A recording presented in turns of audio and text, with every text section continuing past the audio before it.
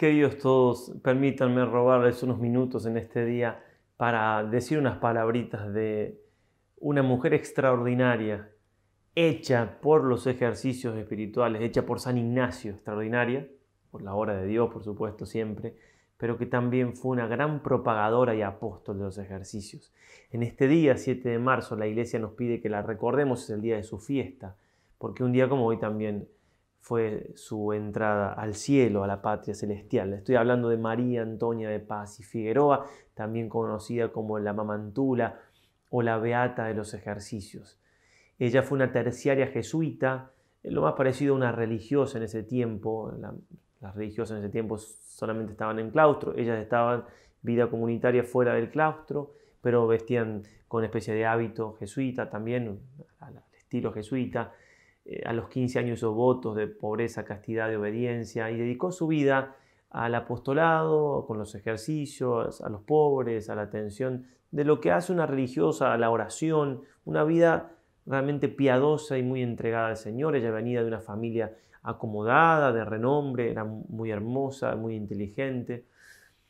A los 36, 37 años, en 1767, se dio la expulsión de los jesuitas. Ella quedó como huérfana y como buena hija de San Ignacio. Empezó a preguntarse qué quería Dios para ella. Rezó, hizo discernimiento, consultó y finalmente en el claustro en la celda, ¿no?, de San Francisco Solano, en Santiago del Estero, donde ella había nacido, donde tuve la gracia yo de vivir unos años, ella recibió la confirmación de lo que Dios quería.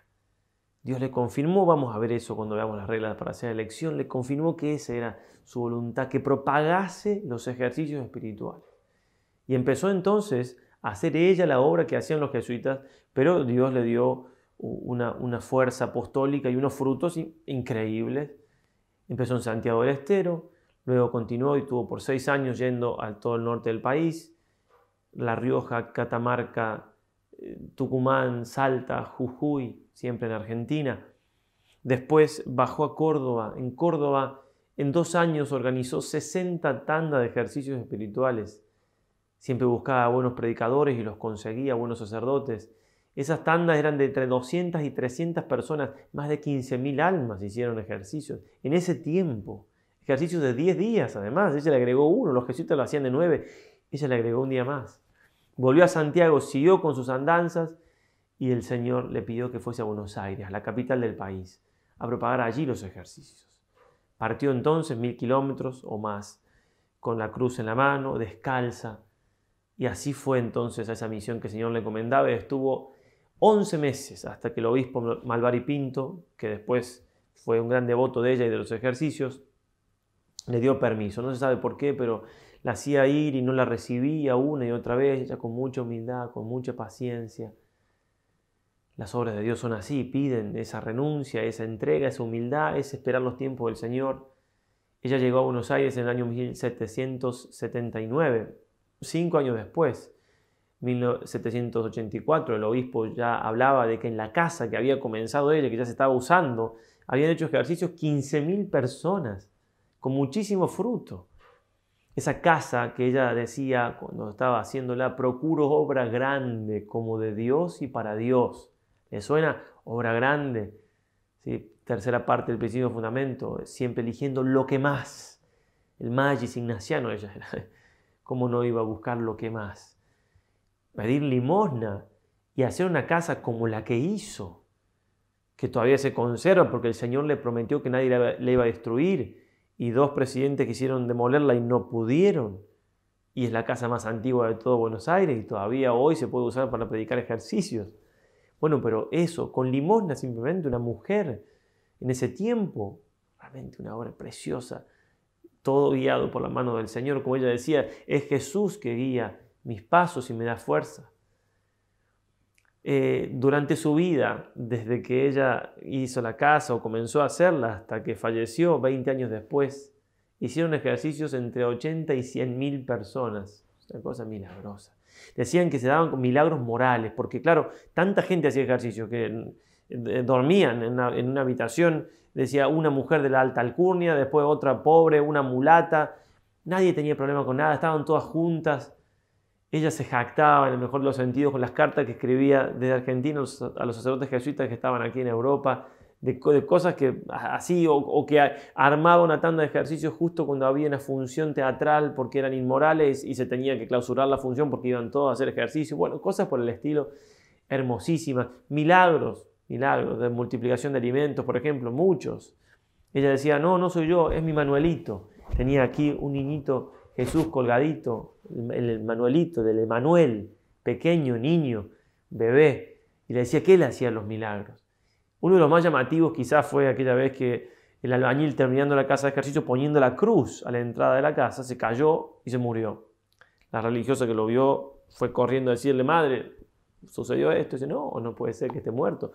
En la cruz está la salvación y la vida. Andá, échale agua. Y bueno, le echó agua. No pasó nada, volvió y dice, no, está muerto. Y fue Mamantula y lo resucitó, así de sencillo, para decir un milagro que hizo, pero realmente su vida es un continuo milagro. Así se la ha llamado, ¿no? A la vida de ella, un milagro, por las autoridades que hacía, por los frutos que tenía. Se la llamó ella el Javier de Occidente, así como San Francisco Javier misionó en Oriente, así ella. Y de hecho, suele decirse que la Compañía de Jesús no dejó de existir en Rusia, porque por decisiones civiles siguió la compañía como siempre, y en Argentina, por la obra de esta gran mujer, que está, como dicen algunos autores, a la altura de una Santa Rosa de Lima, a la altura de unas grandes santas, y que entonces tenemos que aprovechar en este día para pedirle. ¿Por qué? Porque en los días que la Iglesia nos invita a celebrar los santos, es para encomiar sus virtudes, tratar de imitarlos, dar gracias al Señor por eso y también para pedirle. Son días especiales que se alcanzan gracias especiales. Pidámosle por los frutos de estos ejercicios que estamos predicando. Pidámosle también que nos ayude ella con su intercesión a ser propagadores de los ejercicios. ¿Por qué no?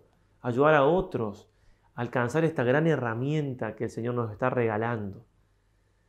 Bueno, como en todos los santos, ella era muy devota de la Santísima Virgen María. Simplemente cuento una anécdota. Cuando ella llega a Buenos Aires, después de, imagínense, 1000 kilómetros en esos tiempos, claro, el estado en que estaban, el grupito de gente que llegó con ella, les hacía parecer que eran gente de la calle, y unos niños, para burlarse, empezaron a tirarles piedras y se refugiaron en una iglesia que providencialmente era la iglesia de la Piedad, y ella tenía mucha devoción a la Virgen de los Dolores, la iglesia donde está enterrada ella ahora. Y allí, por intercesión de María Santísima, recibió de nuevo otra gracia de confirmación de la obra que iba a empezar a hacer en los ejercicios puntualmente ahí en Buenos Aires. Con la lectura de sus cartas, monasterios de monjas aquí en Europa reformaron su vida a mayor fervor, a mayor santidad. Realmente una vida hermosísima, y ojalá que nos aprovechemos en este día a hacer una oración a María Antonia de Paz y Figueroa, a la Beata Mamantula, a la Beata de los Ejercicios. Le pedimos esa gracia a nuestra Madre del Cielo, la Virgen María, que también, como San Ignacio, la ayudó muchísimo en toda su obra de propagación de estos santos ejercicios. Ave María Purísima, sin pecado concebida.